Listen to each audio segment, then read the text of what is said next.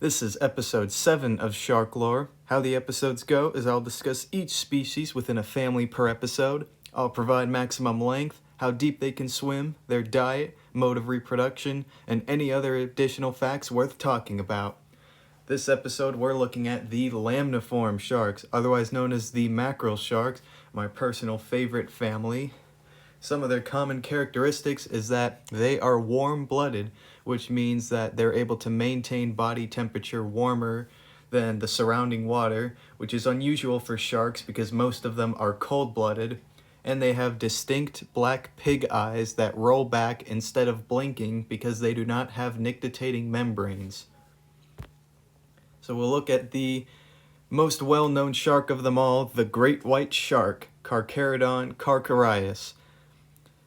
They are the supposed largest carnivorous fish with a maximum length of around 21 feet and having the most reported shark attacks on humans of around 350. But notice how I said reported attacks because a different species may have had more unreported attacks. The only real predators are other great whites and orca whales. It's recently found that orcas will target their fatty livers for nutrition, as shown in South Africa. Orcas are also smart enough to put sharks through tonic immobility. It's thought that great whites are also able to sense orcas from far away and will flee to a safer area, even if that means shallower water. Great whites are also known to use spy hopping, which is poking their head above the water to look at their surroundings. The diet consists of bony fish, birds, seals, whales, and just about anything available in the area since they can live in just about any part of the ocean except the Arctic. They can dive down to around 4,200 feet to sneak up on prey from above or desperately search in the bottom for bottom-dwelling animals. They must migrate longer distances to search for areas with high food content and must constantly move to breathe even while they're sleeping, so they're impossible to keep in captivity. Reaching speeds of up to 16 miles an hour, these sharks are also known to breach out of the water, with the highest breach so far recorded being around 15 feet out of the water. For reproduction, they are ovoviviparous, meaning that eggs hatch inside of the mother, producing around 2 to 12 pups. Despite their name, they are mostly gray, but the great gray shark doesn't sound as good. They're also pretty great with their bulky appearance and their set of 300 teeth. And honestly, you could argue that they are the real tiger sharks from their bulky appearance and using the ramming technique to attack prey. Next up are the Thresher sharks, so the common thresher or Alopius vulpinus, the big eye or Alopius supercilius, or pelagic, the Alopius pelagicus. They all get their names from having the longest thresher-like tail out of any shark, and it reaches about the size of their body. They use the tail like a whip to stun their prey, and humans have no concern because these creatures are so shy they'll even swim away from the sight of bubbles. They often whip it in schools of fish such as anchovies, herring, and squid. With the three types, the common thresher is the biggest, reaching up to 20 feet in length, including the tail, and one report even speculated one being 24.9 feet, but that's only speculation. The big eye is in the middle of a length of up to 16 feet, and the pelagic is the smallest, getting no bigger than 12.5 feet. They all have large pectoral fins to zoom around the ocean like an airplane, and can even jump out of the water of up to 20 feet. They are ovoviviparous, with the fetuses committing the act of oophagy, and only around 2 to 4 pups survive. Next up are the Makos, the short fin or Isurus oxyrhynchus, and the long fin or Isurus paucus. These large torpedoes are the true closest relatives to the megalodon shark, even more so than the great white, and the short fin grows up to 13 feet in length, while the long fin grows up to 14 feet. The long fin is much slower because of its wide, paddle-like pectoral fins and crescent caudal fin, and it feeds on schools of bony fish and cephalopods, and can dive down to around 720 feet, while the short fin only swims to around 490 feet. The shortfin, however, is much more well known because of its speed. They are by far the fastest sharks in the ocean, reaching speeds of up to 46 miles an hour and leaping out of the water of up to 30 feet, twice the highest leap of a great white. Shortfins are also highly intelligent by strategically using electroreception, vision, and smell all at the same time. And for reproduction, they both are ovoviviparous, with cases of the fetuses consuming eggs, or oophagy, and produce around 4 to 18 pups per litter. Next up is the Porbeagle, or Lamniformes. Their name is likely a combination of porpoise and beagle, for its playful attitude to get the Porbeagle. These sharks probably look like a smaller, more muscular and playful version of the Mako shark, and you would be right because these puppy sharks get to no bigger than 11.7 feet, but most don't reach more than 8 feet in length, and they are found in the north colder Atlantic water at depths down to 2,300 feet, feeding on schools of bony fish and cephalopods near the bottom.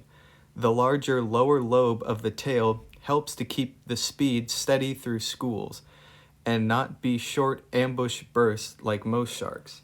Their playfulness comes from the fact that they twirl through kelp forest, although it could be a sign of them trying to scrape off parasites such as tapeworms.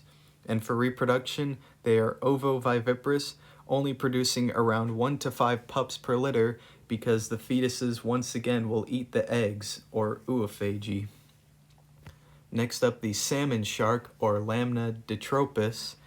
They look oddly similar to the porbeagles as they are closely related to them, but have some distinct differences. The biggest difference is their diet, as these sharks obviously feed on salmon, occasionally squid and herring. Their habitats don't even cross, as salmon sharks live in the North Pacific, staying much shallower at around 500 feet, while the porbeagles were found in the Atlantic. And they're on average a little bigger at around 8.6 feet, growing up to 10 feet in length, and potentially thought to grow up to 14 feet in length. And for reproduction, they are ovoviviparous with oophagy, producing around 2 to 5 pups per litter. And an interesting thing about the two areas they live in is that the east area is controlled by the females, while the west is controlled by the males. Pretty interesting. Next up is the goblin shark, or Mitsicurina austoni. The animal looks a lot different from sharks with its pink coloration. The pink becomes more vibrant with age as blood vessels grow near the skin, with the young being pale white. They get their name for having flabby fins, a long pointed snout, needle-like teeth, and a distinct mouth that protrudes much farther than most sharks. It makes it easier to snatch prey like bony fish, cephalopods, and crustaceans since the small fins make it very sluggish. This would make them an ambush predator as they wait for prey, using its thin flesh and oily liver to stay neutral for buoyancy. They grow to around 10 to 13 feet in length, with a specimen caught in 2000 believed to be around 18 feet in length, and for being a very well-known shark, they are still mysterious as they live deeper than 330 feet, swimming down to around 4,270 feet. And for reproduction, well, a pregnant female has never actually been found, but it's assumed that it is ovoviviparous with oophagy like other mackerel sharks. The crocodile shark, or Pseudocarcharias camoharai, has, despite being called a crocodile, is actually the smallest type of mackerel shark, getting to around 3.6 feet in length. They actively hunt at night at depths between 660 to 1,940 feet, feeding on bony fish, squid, and shrimp. Their name is given from their pointy teeth, and when caught, they snap their jaws and thrash around like a crocodile would.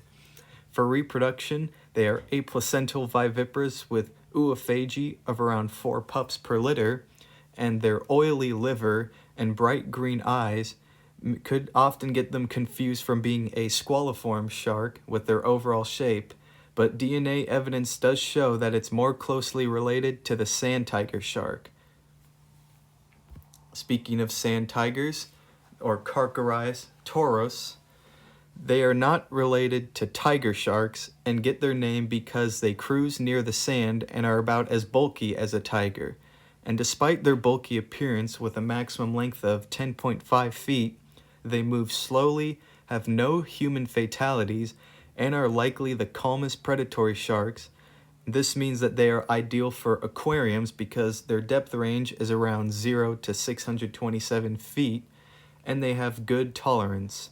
They are nocturnal, and their diet consists of bony fish, crustaceans, squid, and small sharks. Since they lack swim bladders, they maintain their buoyancy by gulping air on the surface of the air. When one is pregnant with ovoviviparity, the fetuses have to survive by eating each other, otherwise known as intrauterine cannibalism, and only one or two make it out, otherwise known as adelphophagy, which literally means eating one's brother. This, however, can be seen as an advantage as the survivors are much more likely to make it to adulthood, since they are literally toughened up before they are born. The small-toothed sand tiger, or Odontospis ferox, is a cousin of the sand tiger and is even more insane as it lives in deep water rocky areas near the continental shelves of around 2,900 feet and grows up to 13.5 feet, although there was a 14-foot specimen found in Ireland in March of 2023. They are apparently closer related to threshers than sand tiger sharks, otherwise known as convergent evolution, and this is because they have an oily liver instead of scooping up air and target smaller prey like rockfish, invertebrates, and chimeras. Their only predators are cookie-cutter sharks and tapeworms. Reproduction is unknown as no pregnant female has been found, but it is most likely ovoviviparous with oophagy.